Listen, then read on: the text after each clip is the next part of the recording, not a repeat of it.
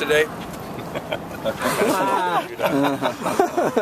Since you're bored of me saying every practice was good. Okay, clean some stuff up today as normal. On Thursday, a lot of mental stuff, not a lot of physical work. So we'll continue to prepare, and I think our players are very excited to be back home and playing in front of our crowd, which we expect there to be a lot of buzz and energy around the stadium. There was an incident here on campus last night. Were there any football players involved or present at that party? Yeah, what I know there were not, but I really don't have enough facts on the situation to make any other comments about it. I think they're still gathering all the information, so I can't really talk any more about it just because of lack of information.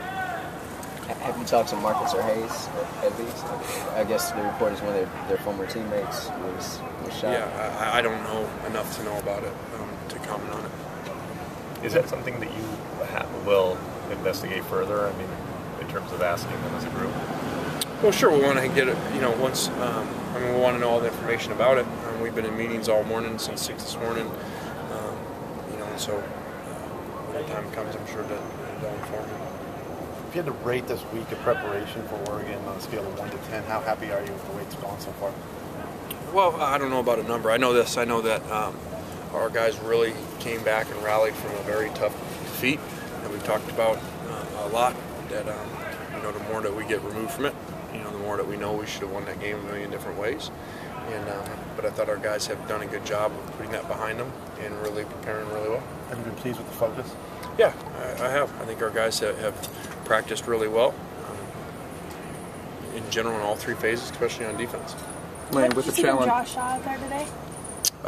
Just same stuff.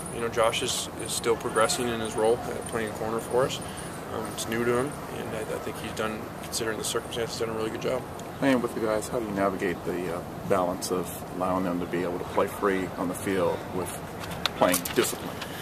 Yeah, you want them to play fast, and you want them to play with great energy and emotion, but they have to handle it. And unfortunately, we haven't done that very well. And we continue to talk to our players individually in a group. We talked at length about it Friday night before the game about handling their emotion in the game and letting the other team make the mistakes. There's 3 different instances where the second person in that game got caught, and we can't do that. We can't have that mentality that we fight back, regardless of whether the first one's called or not. Do you feel the fear or the concern that when they go out there Saturday, that they're thinking or instead of reacting, or you're constantly trying to figure that out, but we don't have a chance, with our decision making right now. We're just, and I think they understand that now. I think seeing it all together and seeing the impact in the games of going one by one over those penalties over the entire season. I think if you'd ask them, I think that they feel different about it. They realize how selfish those decisions are made, and that's not being a tough guy. Where'd you get the idea to do that? I just was lost for ideas, really, and just figured, we got to do something different. And I just thought that, the impact, if they saw it all together, of all the crucial mistakes that are 1-second decisions that have cost us big time. Concerning Oregon, it seems like every year there's guys that are starting from LeGarrette Blount to LaMichael James, now to Barner and DeAnthony, guys who are putting up numbers every year. How much of it do you think is down to their individual talents versus Oregon creating a system that allows those parts to be kind of interchangeable each season? Yeah, I think first and foremost it's a system. To do that with that many guys, and programs have that at certain positions. Whether it's linebackers that just plug into programs or quarterbacks, but they've had a unique ability to do it with 2 positions. With the quarterback and with the running back, it seems like it doesn't matter who it is. It doesn't matter whether they're NFL-type players or not. They go into the system and perform really well. What's the secret really behind that? I don't know. It's their system. I know that they don't run many plays, and there's something to that.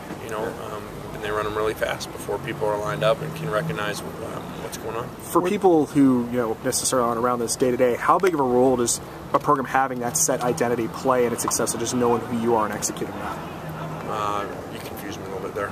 Say that again. Sorry. I mean, with Oregon, you know what they do. You know what they are. same thing, with the Alabamas, and you would say, I guess here with the pro-style offense, for people, I guess the casual viewer, the outside, world, how much of a role does having that identity and knowing exactly what you are and sticking to that play in a program's success? Well, I think a lot. You're always evolving, trying to do things better, but I think you have to have a belief system in what you're going to do, and there's a million different systems on offense and defense to run. We run our system a lot because it has to do with recruiting too. We run a pro-style system because we believe that helps us go anywhere in the country and give us a chance to recruit the best players in the country regardless of position that they're in. That system, that they run is a great system. At times it doesn't allow them to go recruit nationally certain positions because guys realize that, the effect it's going to have on them with their draft status. But like I've said all along, it's a phenomenal college system, and it's very hard to defend, obviously, by the numbers. Lane, where does Oregon look different to you this year? Yeah, I think that the front seven really, even though there's a number of guys back, they're so long, and they really tackle really well. And you start going average per play, which you guys have heard me say before, I think is the best stat to look at if you're judging an offense and defense. Because sometimes they can't control how many plays they run. This is one of the better defenses in the country.